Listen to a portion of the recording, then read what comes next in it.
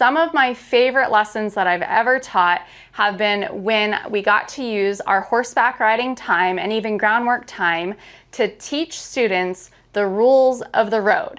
And these lessons usually happen when the students are kind of coming of age and they're working towards getting their driver's permit or their driver's license, or if it's someone in my world in adaptive riding, maybe who sustained a physical injury or a traumatic brain injury or a stroke, and they're working back towards that independence of being able to drive on their own and just refreshing those skills if they're an adult or if they're a youngster, just learning them for the first time.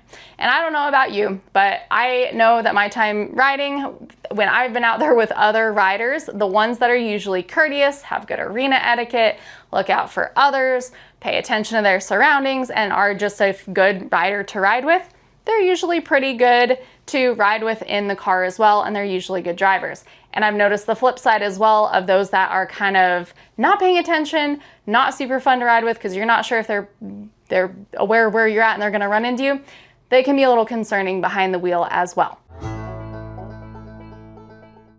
So let's go ahead and jump in and look at some different examples of how you can teach your riders of any age and any ability level the rules of the road during riding lessons. So the first one we're going to be looking at is passing opposite directions, or in arena etiquette, this is going to be passing left and left, because if you're at least here in the United States, we drive where we pass cars left and left. So if I'm driving down the road, oncoming traffic is going to be on my left side. Those of you that are outside of the US, it's going to be flipped, and this may not actually be something that you can teach in the arena. That applies to driving over there. So just a little warning. But with the passing the opposite direction, this is something that's super fun to teach our riders of all age, because not only is it a traffic thing to learn about, but it's something that we need to know for arena etiquette in general. So we want to teach them that we're going to pass left and left. And then when we learn this skill, especially when they're younger kids, I'll send them back out with the homework to be observing what side the cars are on when they're driving back home and they're riding in the car with mom or dad. And then if it's an older student, again, I'm going to have them be observing as their parent or caregiver is driving around and making turns, how they're paying attention to making sure that that car is on, the oncoming traffic's on that left side again, okay? So what I'll usually do here is I will have the students practice our passing left and left first at a halt, either on or off the horse. We'll stick out our left hands, wave them around, and then I tell them to kind of imagine giving somebody like a drive-by high five. We joke about how you should not do that in the car, but it's still a funny way to make sure we're getting that left hand high five out, okay?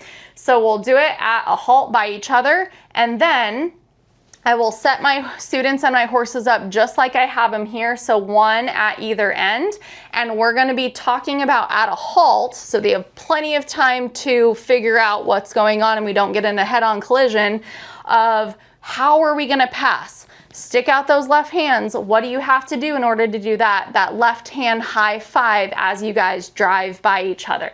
So in this case, our little bay horse is going to come on this side, and then this horse gets to stay on the rail.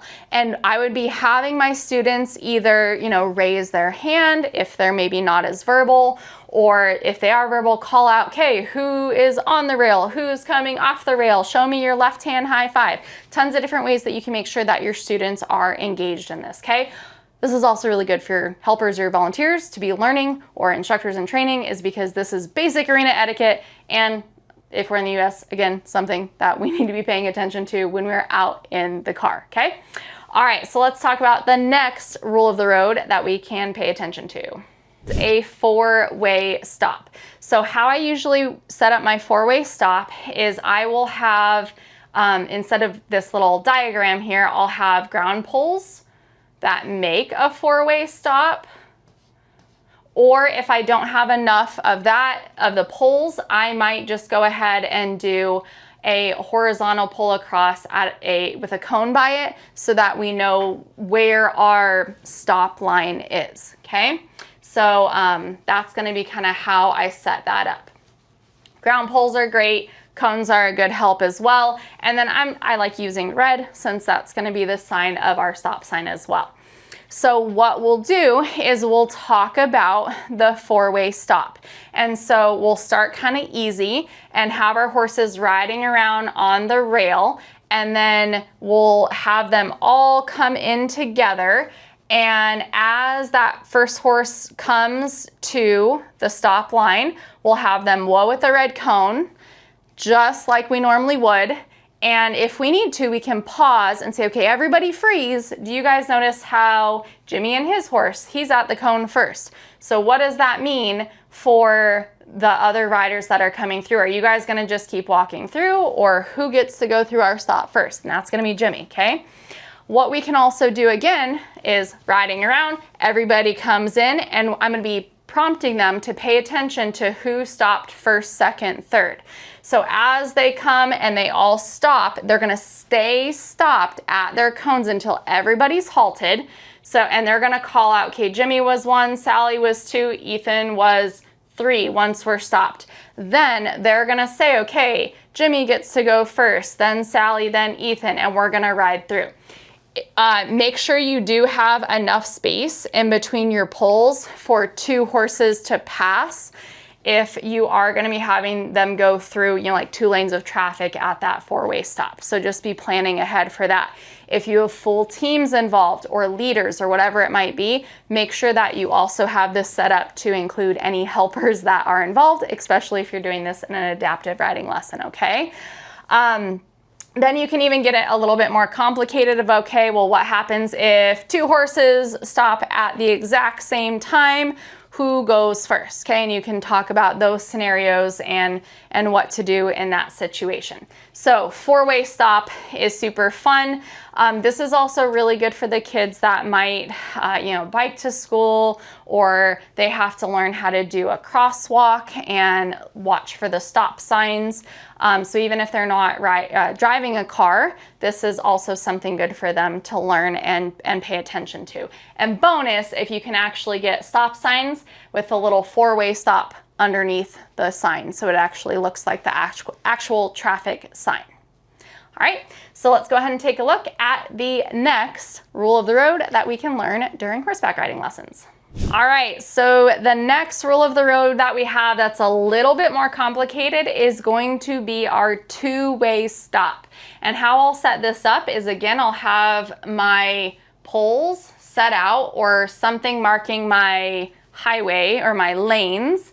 Not highway, I'll be marking my lanes out, and then I'm gonna make sure that I clearly show where my stop sign actually is by using the cones, and tell my students that the lane that does not have the cones, that is just a through lane. They're not gonna be stopping, okay? So we need to teach our students what this means. So I'd be having my students ride around on the rail, and then, okay, students, come on in and go through your intersection. And then they have to be paying attention to if they're going to be stopping or if they're going to be riding through. And if they're stopping, how do they wait for that horse to go through the intersection?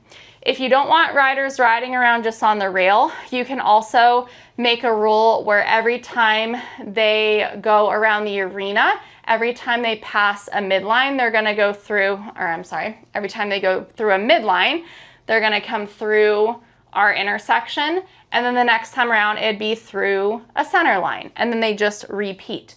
So coming midline intersection, center line intersection, okay? So tons of different ways that you can do this. You could do this at a walk, you could do it at a trot, you could even do it at a canter if you've got really advanced students and it gets a little crazy and exciting, but super fun way to practice your 2-way stops. And you can even have your riders go out on the rail, ride around, do some other activities, have a brain break for a minute, or maybe they're just going and doing some, you know, cardio trot work with them and their horses or whatever it might be. And you can change up how your intersection is set up. So you can move the cones and go back to a 4-way stop, or you can maybe swap and make your 2-way stop this way now. So that's a super fun way of where you can make them go do something, be distracted, and then you set stuff up a little differently, and then they have to pay attention to what's changed and apply the rules of the road, okay? So two-way stop. Let's take a look at our next one. So the next two driving skills that you can practice out in the arena can kind of be practiced together or separately, and it doesn't really matter in what order. Kind of depends on the age of your students and what you want to practice. But the first one we're going to talk about is passing the same direction. And the general concept that we want to teach our students is that the slower horse or the slower car is going to be staying by the rail or by the shoulder. And then the faster car that needs to pass on that inside lane is going to be passing by the median or that middle of our arena. So I like to have them try this at a halt first so that they're both halted. Lead horse, we're going to label them as the slow one. Hind horse walks on. They're now the faster moving vehicle. They're gonna keep walking along, and I like having cones set up so that I can tell them to keep walking, keep walking, keep walking until they reach cone number 4, and then they're gonna come back on the rail, and that horse that passed is now gonna be in the lead, and now we have a new tail horse, and this horse can now be the one that is the faster horse and passes to the inside, okay? When you go the other direction, so right now these horses are going tracking left. When we go tracking right, we do need to tell our riders that the concept is the same of the slower horse or the slower car stays by the shoulder, by the rail, and the faster one passes on the inside, but let them know that when we're actually out on the road, we're not gonna be passing to the right of another car when we're passing in this way and passing the same direction. So for our riders that are very literal, so those especially that are in adaptive riding, we do need to make sure that we show them the difference between passing the same direction and when it's the same in the arena and when it's different out in the road, okay? All right, so that's how we're gonna do it. They're at a halt, and then we can progress to where then we're both walking, or however many are in your group are walking. Lead horse is gonna stay at a slower walk. Hind horse is gonna go ahead and ask for a walk out, and they're gonna become the faster vehicle, pass to the inside, and then they overtake, and everyone's walking. And then that means that once that new lead horse is back on the rail, they're gonna slow down, and this hind horse is gonna then speed up and pass, and they're gonna be in the new lead position. This is also kind of like a leapfrog game as well. So that is something that we can do at the walk, the trot, halt. You can even mix trot and canter depending on how advanced your students are. Tons of fun ways to do this. And this is gonna tie into our next skill, because if you, depending on the students that you're teaching, we might just need them to pay attention to coming off the rail, riding along, and then going back on, and them, turning and looking over their shoulder and checking their blind spots, which is going to be the next skill. That might be a little bit too much for them at that time.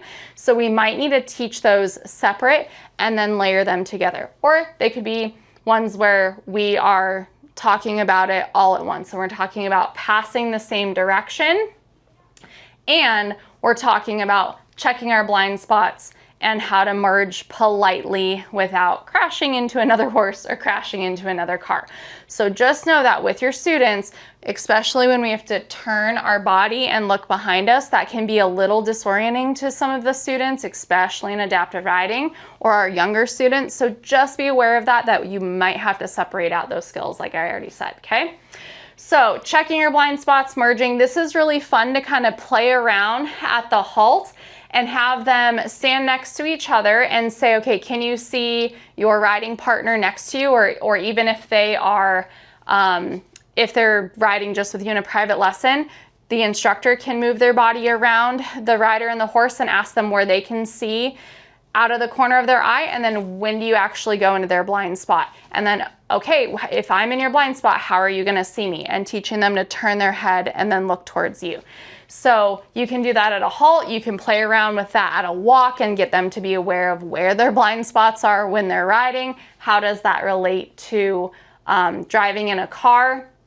And then again, this is gonna be a very similar activity now to the passing the same direction of once our horses get going, either side by side, and then we can have one horse take over and pass, or we start staggered like we did on the last screen, and the hind horse takes over and passes, whatever works best for your students and your setup and what you're doing. We can talk about checking that blind spot and merging, okay? So that's how we're gonna handle that, and we can show them that again, that inside faster moving horse is gonna be then taking over, and they're gonna get that lead position.